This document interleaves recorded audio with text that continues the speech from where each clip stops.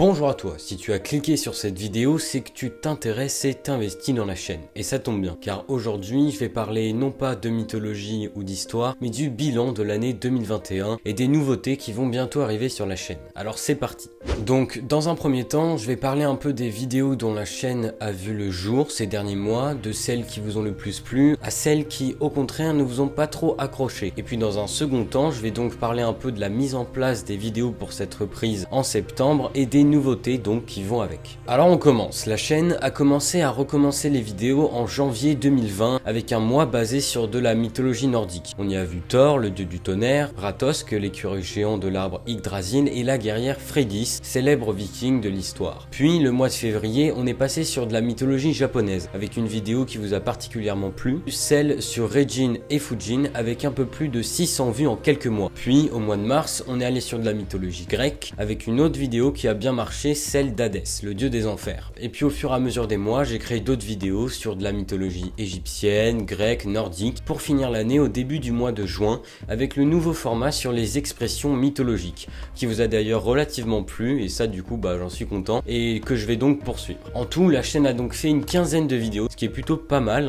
avec un rythme d'une vidéo par semaine à peu près, que je vais légèrement remodeler mais quand même garder. Donc voilà, le bilan assez court de l'année 2020-2021 est terminé, et maintenant on va passer aux nouveautés de 2022. Alors comme vous l'avez vu, j'ai arrêté les vidéos en juin et comme je l'ai dit, elles reprendront à la rentrée, donc en septembre. Et ce temps de pause, ça m'a permis un peu de revoir le système des programmations des vidéos. Je vais donc garder le rythme d'une vidéo par semaine, avec toujours donc un mois dédié à une mythologie, avec donc un dieu, une créature et un personnage historique, une ville ou une histoire en rapport avec celle-ci. Et à la fin du mois, une expression mythologique. Mais entre les vidéos, pour accentuer un petit peu le rythme déjà en place, le lundi et le mercredi, il y aura des shirts, donc le nouveau format mis en place par YouTube, qui durera à peu près aux alentours d'une minute. Ce sont des formats beaucoup plus rapides et faciles à sortir que des vidéos de plusieurs minutes, donc moi ça va me prendre beaucoup moins de temps et ça va me permettre d'accentuer encore plus le rythme de la chaîne. Qui plus est, les shirts ne seront pas sur les mythologies qu'on aborde dans les vidéos, comme la mythologie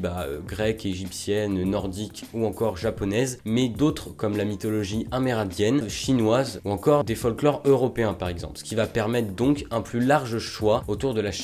Donc surtout n'hésitez pas à le dire ce que vous en pensez dans les commentaires, et si vous avez des idées de shirts à donner, j'en ai déjà quelques-uns en stock, mais je me ferai quand même une joie de les noter pour après. Donc voilà pour ce qui est des nouveautés. On va passer maintenant au thème du prochain mois et des vidéos qui sortiront donc en septembre. Donc en septembre, le thème va être sur la mythologie japonaise et on reprend les vidéos avec Izanagi et Izanami, les dieux créateurs du Japon. Puis la semaine d'après, on ira voir le mythe des Kitsune, les démons renards japonais, et pour la troisième semaine, je vous parlerai des ninjas, ces guerriers aussi célèbres que les samouraïs, mais qui ont pas mal d'infos et de détails à expliquer. Et pour la fin du mois, on parlera donc de l'expression qui m'a été soumise par un abonné, tomber dans les bras de Morphée. Donc voilà pour le côté 2021-2022, je voulais quand même sortir ce bilan pour un peu expliquer ce qui allait se passer sur la chaîne prochainement. Donc pour ceux qui sont nouveaux, vous pouvez vous abonner, c'est tout simple, il suffit d'appuyer sur le bouton rouge s'abonner, et sinon nous on se retrouve en septembre pour parler donc de la mythologie japonaise.